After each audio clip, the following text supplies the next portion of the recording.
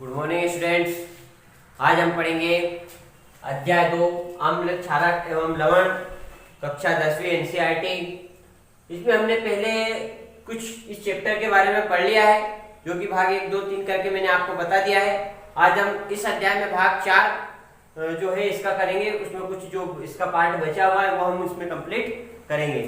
तो आज हम पढ़ेंगे लवण के संबंध में अधिक जानकारी।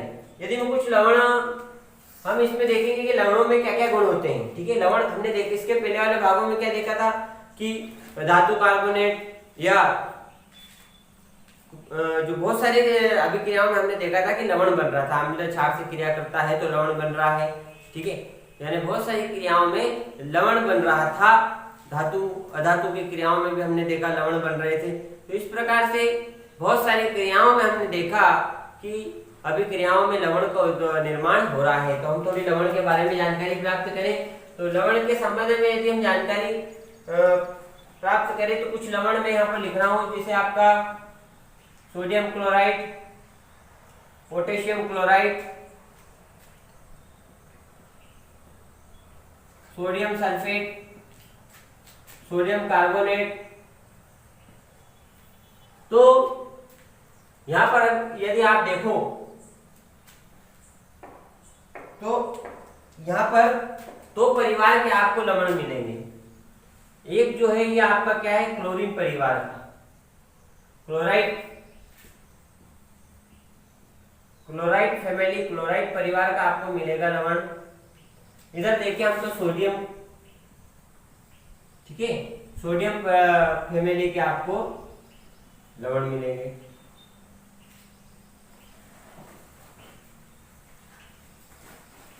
सोडियम परिवार के लवण, ये सोडियम परिवार के आपको दिख रहे होंगे सोडियम।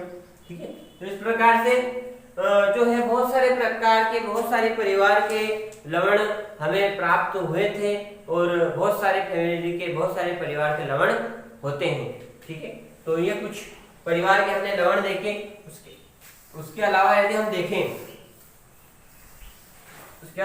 देखें तो लवणों का पीएच क्या होता है इनका, लवणों का पीएच। ठीक है, उनका पीएच देखते हैं, कितने अम्लीय कितने क्षारीय होते हैं। तो यदि हम देखें लवणों के पीएच में, यदि हम देखें तो जो सोडियम क्लोराइड होता है,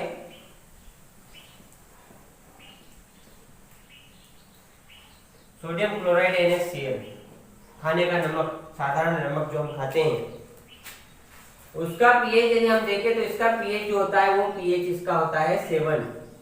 ठीक है, ये ना तो अम्ल होता है ना ही क्षार होता है। इस पीएच पर ये क्या होता है, उदासीन। ये प्रबल अम्ल और प्रबल क्षार है। क्या होता है ये, प्रबल अम्ल और प्रबल क्षार होता है ये। ठीक है, प्रबल अम्ल और प्रबल क्षार होता है, इसलिए इसका पीएच 7 होता है। और ये क्या होता है, उदासीन। क्या रहता है, ये जो नमक हम खाते हैं वो रहता है उदासीन, न्यूट्रल। ठीक है, उदासीन होता है, न्यूट्रल होता है। ठीक, तो ये हमने देखा कि जो प्रबल अम्ल और प्रबल क्षार होते हैं उनका पीएच 7 होता है। ठीक है, और वो क्या रहते हैं, उदासीन होते हैं, जैसे हमारा सोडियम क्लोराइड। ठीक है, दूसरा हम और देखते हैं कि जो प्रबल अम्ल व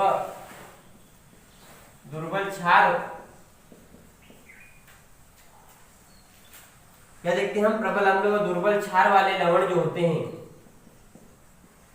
ठीक है, क्या प्रबल अम्ल और दुर्बल क्षार वाले जो लवण होते हैं उनका पीएच, लवणों का पीएच 7 से कम होता है। ठीक है, क्या होता है, 7 से कम होता है। यदि हम दूसरा एक और देखें, क्या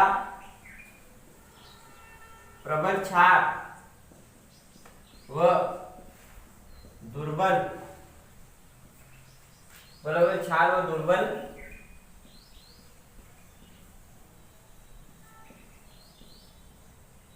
अम्ल वाले लवणों का पीएच 7 से अधिक होता है। ठीक है, क्या होता है कि जो प्रबल क्षार और दुर्बल अम्ल होते हैं उनका पीएच 7 से अधिक होता है। ठीक है, इस प्रकार हमने क्या देखा, कुछ लवण परिवार देखे, बहुत सारे लवण परिवार होते हैं। कुछ हमने देखा सोडियम परिवार का देखा, क्लोराइड परिवार के देखे। उसके अलावा हमने देखा लवणों का पीएच क्या क्या होता है। तो हमने देखा कि जो सोडियम क्लोराइड होता है जो कि प्रबल अम्ल प्रबल क्षार है वो उदासीन होता है। ठीक है, प्रबल अम्ल दुर्बल क्षार जो होते हैं वो उनका पीएच 7 से कम, और जो प्रबल क्षार और दुर्बल अम्ल होते हैं उनका पीएच 7 से अधिक होता है। ठीक है, तो ये कुछ हमने लवणों के बारे में जानकारी प्राप्त की। अब हम और आगे इसके देखते हैं। आगे जो हम देखते हैं, क्या देखते हैं, साधारण नमक से रसायन। साधारण नमक से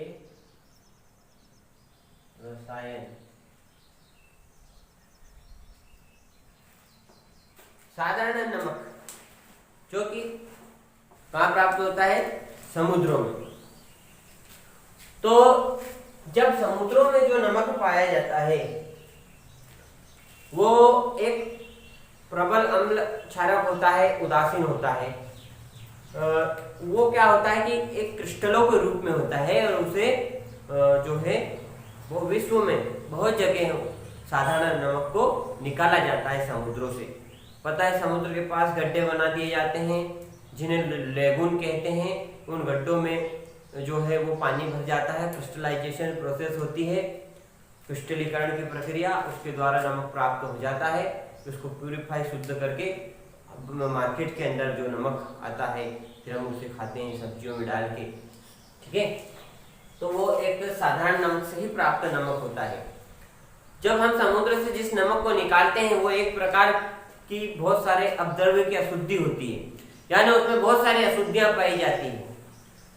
कई युगों पहले इनका निर्माण, कई युगों पहले कोई समुद्र का बड़ा हिस्सा सूख गया होगा, और वो हिस्सा जो सूख गया वो किसमें बदल गया, वो एक खनिज जो है वो लवण के रूप में, नमक के रूप में वो बहुत बड़ा हिस्सा है जो है सूख गया, वो नमक बन गया, साधारण नमक बन गया।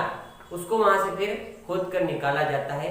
जिस प्रकार कोयले का खनन होता है कोल माइंस से, कोयले की खदानों से, उसी प्रकार से इनकी भी खदानें होती है जहाँ पर नमक को प्राप्त किया जाता है। लेकिन वो नमक होता है उसमें बहुत सारी अशुद्धियां होती है। फिर इसे प्यूरिफाई करके एक साधारण नमक जो कि एक खनिज होता है जिसमें बहुत सारे उपयोगी महत्वपूर्ण पदार्थ दैनिक जीवन के हम उससे प्राप्त कर सकते हैं। ठीक है, तो ये जो नमक होता है कौन सा, जब हम समुद्रों से निकालते हैं वो क्या होता है, खनिज के रूप में होता है। वो एक खनिज लवण होता है, उसमें बहुत सारे पदार्थ, महत्वपूर्ण पदार्थ हमारे उपयोग के होते हैं। जैसे हमारे दैनिक जीवन में महत्वपूर्ण उपयोगी पदार्थ क्या क्या होते हैं, आपका जो है धोने का सोडा, ये भी इसी से प्राप्त किया जाता है, धोने का सोडा।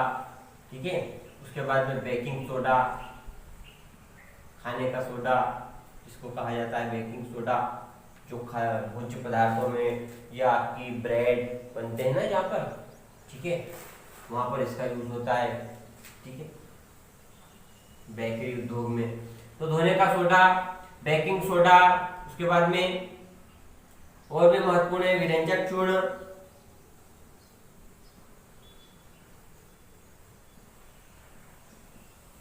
ठीक है, तो धोने का सोडा, बेकिंग सोडा, विरंजक चूर्ण, और आपका सोडियम क्लोराइड जो खाने का नमक होता है डाला जाता है। तो इतने महत्वपूर्ण पदार्थ उससे प्राप्त किए जाते हैं। इससे साधारण नमक जो कि समुद्रों से निकाला जाता है वो एक प्रकार का खनिज रहता है। नमक के बारे में तो हमारा इतिहास अभी भी पुराना है, और भी महात्मा गांधी की दांडी यात्रा में आपने देखा होगा कि 300 किलोमीटर की पैदल यात्रा नमक कानून को तोड़ने के लिए उन्होंने की थी। ठीक है, तो नमक का इतिहास बहुत पुराना है। ठीक है, और जो नमक जो समुद्र से निकाला जाता है वो एक खनिज रहता है, बहुत सारी अशुद्धियां रहती है, भूरे कलर का होता है अशुद्धियों के कारण। फिर उसे प्यूरिफाई करके बहुत सारे उपयोगी हमारे दैनिक जीवन के पदार्थ उससे निकाले जाते हैं, जैसे धोने का सोडा, बेकिंग सोडा, विरंजक चूर्ण, सोडियम क्लोराइड। तो ये सारे खनिज के रूप में विद्यमान होते हैं उस नमक के अंदर। और इनको निकाला जाता है, जो कि हमारे दैनिक जीवन की बहुत सारी आवश्यकताओं की पूर्ति करते हैं। आगे हम देखते हैं इनका जो है क्या क्या, और भी आगे देखते हैं हम, ठीक है, किस प्रकार से लवण बनाया जाता है। साधारण नमक जो सोडियम क्लोराइड है, या ये जो सारे जो लवण के जो घटक है, जो खनिज लवण के जो घटक है, उनको किस प्रकार बनाया जाता है, उनका क्या उपयोग है, ठीक है, उनका क्या सूत्र है, फार्मूला है, इसके बारे में आगे हम देखते हैं।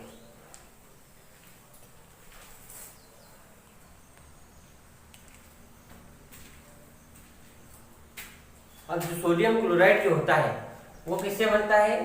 सोडियम क्लोराइड जो होता है वो HCl सोडियम क्लोराइड व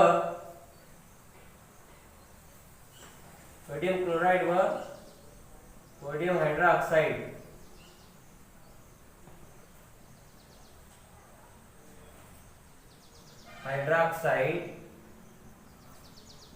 की अभिक्रिया द्वारा क्या बनता है आपका NaCl, ठीक है। अब NaCl जो होता है सोडियम क्लोराइड, इसमें यदि हम इसके जलीय विलयन में विद्युत धारा प्रवाहित करें, जैसे इसका जलीय विलयन हमने इसके अंदर भर लिया, इसके जलीय विलयन में यदि विद्युत धारा हम प्रवाहित करें, तो उसके जलीय विलयन में विद्युत धारा प्रवाहित करने पर जो क्लोरीन होता है वो एनोड की तरफ, और जो आपका सोडियम होता है वो किधर, कैथोड की तरफ बाहर निकलने लगता है, या हाइड्रोजन के रूप में वो बाहर निकलता है। तो ये जो सोडियम क्लोराइड का जो जलीय विलयन है, जिसमें हम विद्युत धारा प्रवाहित करते हैं, इससे बहुत ही महत्वपूर्ण हमें पदार्थ या यौगिक प्राप्त होते हैं। बहुत सारे पदार्थ हमें मिलते हैं, जैसे कि यदि इससे इधर निकलने वाली क्लोरीन से हमें जल की स्वच्छता, स्विमिंग पूल को स्वच्छ बनाने के लिए क्लोरीन मिलती है, पीवीसी बनाने के लिए, रोगाणुनाशक CFC क्लोरोफ्लोरोकार्बन कीटनाशक बनाने के लिए ये क्लोरीन यहाँ से मुक्त होती है। तो इसके जलीय विलयन से उत्पन्न बहुत सारे महत्वपूर्ण यौगिक हमें मिलते हैं। जैसे हाइड्रोजन मिलता है, किसमें काम आता है? ईंधन में या खाद के लिए। अमोनिया, जो यूरिया, DAP, NPK, पोटास जो खाद बनते हैं, जिनमें अमोनिया की जरूरत होती है, वो यहाँ से इस हाइड्रोजन से हमें प्राप्त होती है।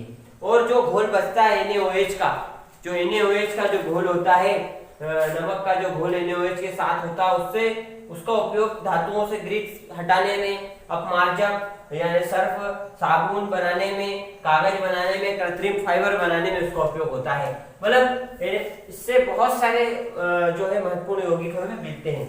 जैसे अभिक्रिया कैसे होती है, क्या है आपके पास? सोडियम क्लोराइड का जलीय विलयन है,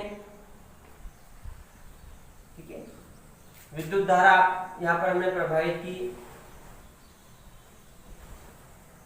क्या क्या मिला हमें?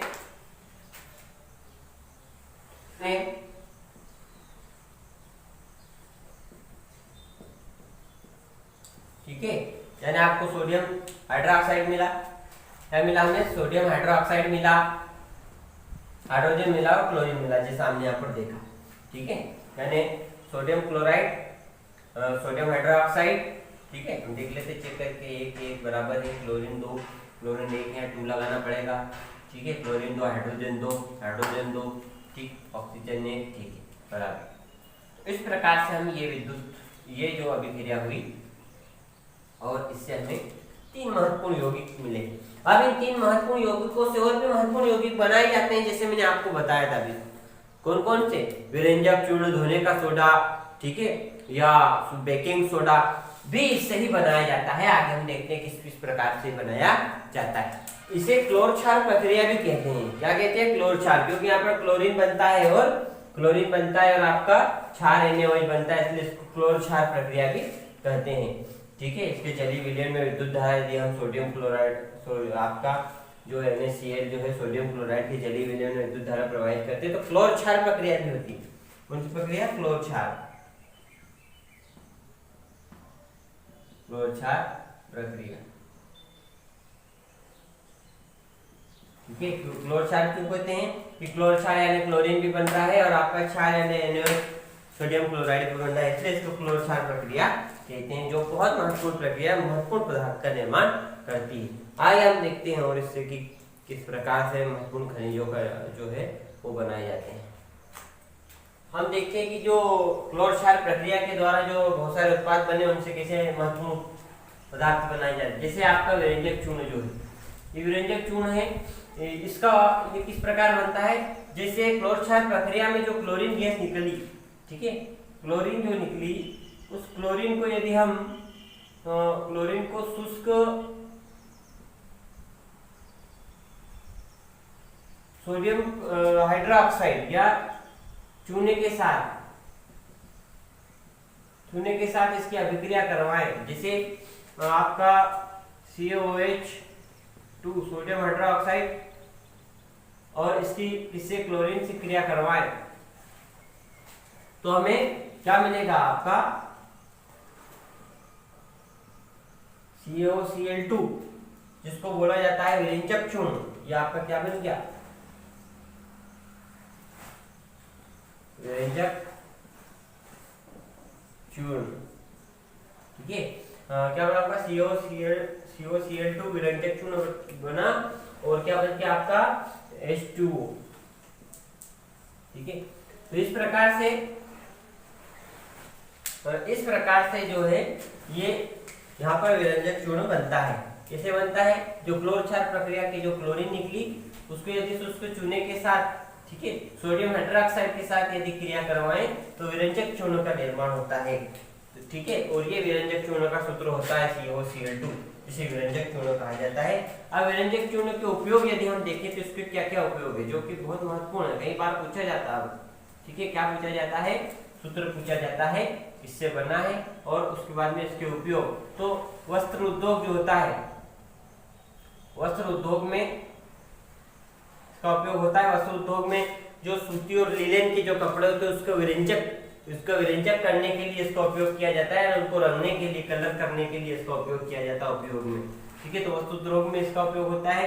दूसरा होता है इसका उपयोग आपका विभिन्न जो उद्योग होते हैं उनमें उपचायक के रूप में, विभिन्न उद्योगों में उपचायक के रूप में भी इसका उपयोग करते हैं। विभिन्न उद्योगों में उपचायक के रूप में भी इसका उपयोग किया जाता है, उपचायक के रूप में भी इसका उपयोग किया जाता है। उसके बाद में जो है और भी इसके उपयोग है विरंजक चूर्ण के। जो पीने का पानी होता है उसे कंटामिनेटेड फ्री करने के लिए या जर्म फ्री करने के लिए, पीने के पानी से रोगाणुओं को हटाने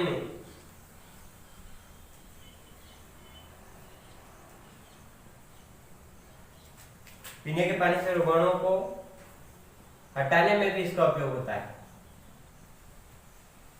ठीक है, तो इस प्रकार से इसके जो है उपयोग है कि वस्त्र उद्योग में लिनेन और जो है सूती वस्त्र को रंगने के लिए इसका उपयोग होता है। विभिन्न उद्योगों में उपचायक के रूप में इसका उपयोग करते हैं, और पीने के पानी से जर्म को फ्री करने के लिए, बैक्टीरिया वगैरह को हटाने के लिए, रोगाणुओं को खत्म करने के लिए भी इसका उपयोग किया जाता है विरंजक चूर्ण का। ये एक महत्वपूर्ण जो कि उत्पाद है जिसका दैनिक जीवन में बहुत उपयोग है। और इसके बाद और भी है, आगे देखते हैं हम और कौन सा है।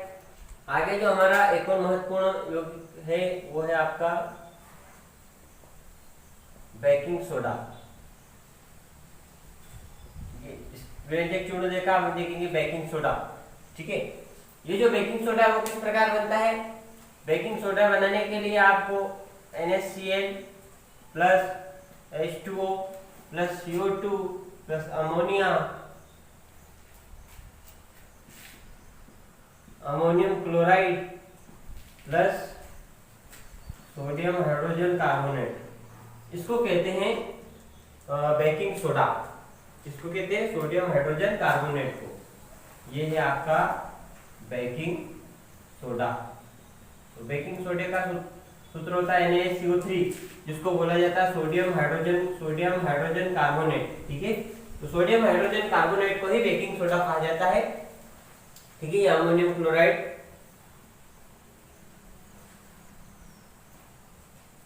तो इस प्रकार से ये इन चीजों से मिलकर जो है वो आपका क्या बनता है, सोडियम हाइड्रोजन कार्बोनेट, जो कि बेकिंग सोडा होता है। इस प्रकार से हम कह सकते हैं कि ये बेकिंग सोडे का सूत्र है।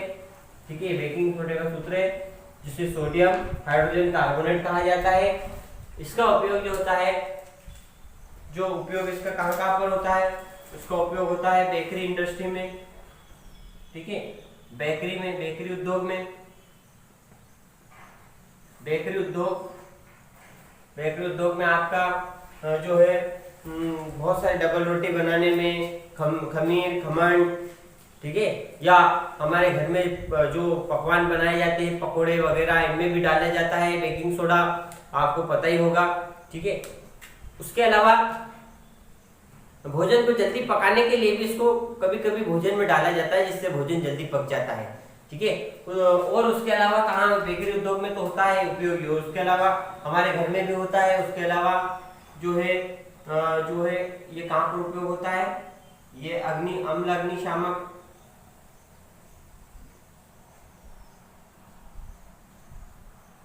आपने देखा होगा फायर एक्सटिंग्विशर्स जो लगे होते हैं पेट्रोल पंप पे, या जहाँ पर ज्वलनशील कुछ बिल्डिंगों में वहां पर सिलेंडर होते हैं लाल लाल, ठीक है, तो फायर एक्सटिंग्विशर्स जो होते हैं अग्निशामक यंत्र, उसके अंदर भी इस बेकिंग सोडे का उपयोग किया जाता है, ठीक है, ताकि आग को बुझाया जा सके। तो वहां पर भी इसका उपयोग होता है आपके किसका, बेकिंग सोडे का। तो इस प्रकार से, और उसके अलावा जो आपने देखा होगा कभी कभी हमारे पेट में in the case of indigestion, यानी जब हमारे अंदर एसिडिटी बढ़ जाती है, हम जब ज्यादा खा लेते हैं, तो उस समय हम चुटकी भर बेकिंग सोडा खा लेते हैं, जिससे ये एक प्रकार का क्षार है जिससे हमें रिलीफ मिलता है। तो इसका उपयोग कहाँ पर किया जाता है, एंटासिड यानी गोली होती है जो कि अम्ल की मात्रा को कम करती है, उसमें भी बेकिंग सोडे का उसके अंदर भी बेकिंग सोडा होता है, ठीक है। तो इस प्रकार से ये एंटासिड का घटक भी होता है, तो एंटासिड जो टेबलेट होती है, गोली होती है, उसमें भी इसका उपयोग किया जाता है। इस प्रकार से इसके बहुत सारे उपयोग। उसके बाद यदि आगे हम देखें धोने का सोडा, आगे हमारा देखिए तो कौन सा, धोने का सोडा जो होता है, धोने का सोडा एक और महत्वपूर्ण यौगिक जो है वो धोने का सोडा, ठीक है। तो धोने का सोडा किस प्रकार बनाया जाता है, यहाँ पर इस प्रक्रिया में जो बना हुआ है आपका सोडियम हाइड्रोजन कार्बोनेट, इसे यदि हम गर्म कर देते हैं, गर्म किया, तो गर्म करने से ये सोडियम कार्बोनेट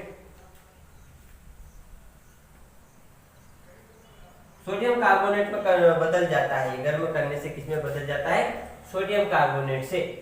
सोडियम कार्बोनेट में जो परिवर्तित हो गया, ये कौन बदल गया आपका, सोडियम हाइड्रोजन कार्बोनेट। बेकिंग सोडे को यदि हम गर्म कर देते हैं तो ये किसमें कन्वर्ट होता है, सोडियम कार्बोनेट। और इसी सोडियम कार्बोनेट का यदि हम क्रिस्टलीकरण कर दें, इसके अंदर हम क्या करते हैं, इसका क्रिस्टलीकरण कर दें Na2CO3 प्लस 10H2O, इसको यदि हम आर्द्र बना दें, पानी यदि इसके अंदर हम ऐड कर दें, वाटर ऐड कर दें, तो ये आपका बन जाता है Na2CO3 10H2O। इसको ये जो सूत्र है आपका 10H2O, ये हो गया आपका जिसको बोला जाता है धोने का सोडा, सोडियम कार्बोनेट। क्या बोला जाता है इसको, सोडियम कार्बोनेट, ठीक है। तो इसका उपयोग क्या होता है, घरों की साफ सफाई करने में सोडियम धोने के सोडे का उपयोग कहाँ पर होता है, घरों की साफ सफाई करने में, ठीक है। उसके बाद में कपड़ों को धोने में, जल की स्थायी कठोरता को दूर करने में, ठीक है। और बोरेक्स जैसे यौगिक को बनाने में भी इसका उपयोग किया जाता है, कागज उद्योग, कांच उद्योग, ठीक है, अपमार्जक बनाने। तो इस प्रकार से इसका उपयोग धोने के सोडे का भी बहुत सारे उपयोग होते हैं। तो यहाँ पर मैंने आपको 3 महत्वपूर्ण यौगिक जो कि बेकिंग सोडा, धोने का सोडा और विरंजक चूर्ण के बारे में बताया, और किस किस प्रकार से ये बनते हैं, इन तीनों के बारे में बताया कि किस प्रकार से ये बनते हैं, इनके उपयोग बताए और इनके सूत्र बताए। तो आपको तीनों के बारे में, इनके उपयोग, इनके सूत्र और इनके सूत्र को आपको अच्छे से याद करना है, क्योंकि कई बार ये आपसे पूछा जाता है, ठीक है। इसके आगे और महत्वपूर्ण यौगिक हम एक और देखते हैं। इसके बाद एक और अन्य एक प्रकार का लवण बचा हुआ है जिसे बोला जाता है plaster of Paris. Plaster of Paris, ठीक है। ये एक प्रकार का अन्य लवण है जिसे प्लास्टर ऑफ पेरिस कहा जाता है। इसको समझने के लिए हम एक क्रियाकलाप देखते हैं। मान लीजिए हमने कॉपर सल्फेट के टुकड़े ले लिए, एक टेस्ट ट्यूब के अंदर हमने कॉपर सल्फेट के कुछ क्रिस्टल ले लिए, ठीक है, CuSO4 कॉपर सल्फेट के क्रिस्टल ले लिए। अब इसे हम गर्म करेंगे, ठीक है।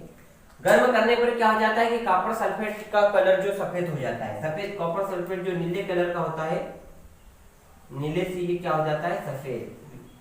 क्यों हो जाता है? क्योंकि यहाँ पर हमने इसको गर्म करने पर इसके अंदर जो प्रेजेंट जो वाटर था वो क्या हो गया, वेपराइज हो गया, वो चले गया, उड़ गया। उड़ जाने से ये नीले से सफेद हो गया। और फिर से यदि इसको हम पानी में ऐड कर पानी ऐड कर देते हैं इसके अंदर CuSO4 कॉपर सल्फेट में, तो फिर से नीले कलर का हो जाता है, ठीक। यानी क्या हुआ कि जो क्रिस्टलीकरण का जो जल था वो गर्म करने से क्या हो गया, उड़ गया, ठीक है, वो चले गया, वेपराइज हो गया, और ये नीले कलर से सफेद में बदल गया। फिर से यदि हम इसको गीला करते हैं तो फिर से नीला हो जाता है। उसी प्रकार से अभी हमने पहले देखा था, अभी सोडियम कार्बोनेट आपने देखा था, हमने जो धोने का सोडा देखा था Na2CO3 सोडियम कार्बोनेट, इसके अंदर भी कितनी मात्रा क्रिस्टलीकरण जल की थी, 10H2O, यानी 10 अणु थे जल के, ठीक है। क्रिस्टलीकरण जल के कितने अणु थे, 10 अणु थे, ठीक है। तो उसी प्रकार से यहाँ पर जो प्लास्टर ऑफ पेरिस जो बनता है वो जिप्सम से बनता है। जिप्सम के अंदर पाए जाने वाले जल की मात्रा का क्रिस्टलीकरण जल जो होता है वो आधा जल है, उसको क्या कर देते हैं हम, उसको वेपराइज कर देते हैं, उसको गर्म करके उसको हटा देते हैं, जिससे हमें क्या मिलता है, प्लास्टर ऑफ पेरिस, ठीक है। प्लास्टर ऑफ पेरिस के अंदर भी जल की कितनी मात्रा होती है, आधी होती है। देखिए प्लास्टर ऑफ पेरिस का सूत्र देखते हैं हम, CaSO4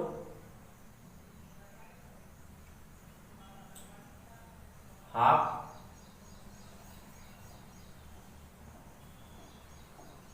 H2, ये होता है प्लास्टर ऑफ पेरिस का सूत्र, ठीक है। तो ये प्लास्टर ऑफ पेरिस जो है वो कैसे बना, जो जिप्सम होता है, जिप्सम उसका सूत्र होता है CaSO4 2H2O, ठीक है। इस जिप्सम को 373 केल्विन पर यदि हम गर्म करते हैं तो इसके अंदर से जो हाफ अणु जो होता है जल, वो क्या हो जाता है, वो वेपराइज हो जाता है, उड़ जाता है। तो आधा जब इसमें से कम हो जाएगा तो क्या होगा, 1:1.2, यानी 1:1/2 H2O, यानी 1.5 अणु जल का रह जाएगा, और वो किसमें बदल जाता है, जिप्सम बन जाता है प्लास्टर ऑफ पेरिस। ये POP होता है, प्लास्टर ऑफ पेरिस, ठीक। यदि हम इसके अंदर फिर से जल ऐड कर दें, यदि POP जो है प्लास्टर ऑफ पेरिस में यदि जल को फिर से मिला दिया जाए तो ये बन जाता है आपका प्लास्टर ऑफ पेरिस के अंदर CaSO4 1H2O plus 1/2 H2O add कर दिया हमने फिर से वाटर, तो क्या बन गया आपका CaSO4 प्लस 2H2, ये जिप्सम बन गया फिर से, ठीक है। तो जब जिप्सम को हम 373 केल्विन पर गर्म करते हैं तो उसके अंदर से जो आधा मॉलिक्यूल्स होता है वो जल का वेपराइज हो जाता है, और क्या बन जाता है, प्लास्टर ऑफ पेरिस, जिसको कहा जाता है कैल्शियम सल्फेट हेमीहाइड्रेट। क्या कहा जाता है, कैल्शियम सल्फेट हेमीहाइड्रेट कहा जाता है, जिसका नाम POP होता है। प्लास्टर ऑफ पेरिस का कहा जाता है। यदि प्लास्टर ऑफ पेरिस में फिर से हम यदि जल की क्रिया करवा दें तो हमें फिर से जिप्सम प्राप्त हो जाता है। ये जो होता है POP एक व्हाइट पाउडर के जैसा होता है, व्हाइट पाउडर के जैसा होता है, और उसके अंदर जल मिला दिया जाता है तो जिप्सम बन जाता है। और जिप्सम क्या होता है, कठोर, और इसलिए ये जो POP होता है प्लास्टर ऑफ पेरिस, इसका उपयोग मूर्तियां बनाने में, सजावटी आइटम बनाने में, सतह को चिकना बनाने में इसका उपयोग किया जाता है। इसका प्लास्टर ऑफ पेरिस का टूटी हुई हड्डियों को जोड़ने के लिए भी जो प्लास्टर चढ़ता है वो उसमें क्या होता है, प्लास्टर में POP होता है, प्लास्टर ऑफ पेरिस, जिसके अंदर जल मिला दिया जाता है और उसका लेप लगा दिया जाता है, जिससे कठोर आवरण बन जाता है। तो इस प्रकार से जिप्सम से क्या बनाया जाता है, POP प्लास्टर ऑफ पेरिस। और प्लास्टर ऑफ पेरिस का जो मैंने आपको उपयोग बताया, मूर्तियां, सजावटी आइटम, सरफेस को चिकना बनाने में, सतह को चिकना बनाने में, और टूटी हुई हड्डियों को जोड़ने में। इस प्रकार से ये जो अध्याय हमने 2 है, इसके सारे महत्वपूर्ण सारी चीजें हमने पढ़ ली है। आज भाग 4 में ये अध्याय कंप्लीट होता है आपका। अब अगले वाले भाग में हम चर्चा करेंगे, जैसे पिछले अध्याय की हमने की थी चर्चा इसकी एक्सरसाइज की, इसके बाद एक्सरसाइज होगी, एक्सरसाइज की चर्चा करेंगे और वहां पर आपका एक भाग और बचा हुआ है, उसके बाद आपका ये चैप्टर खत्म हो जाएगा। थैंक यू, धन्यवाद।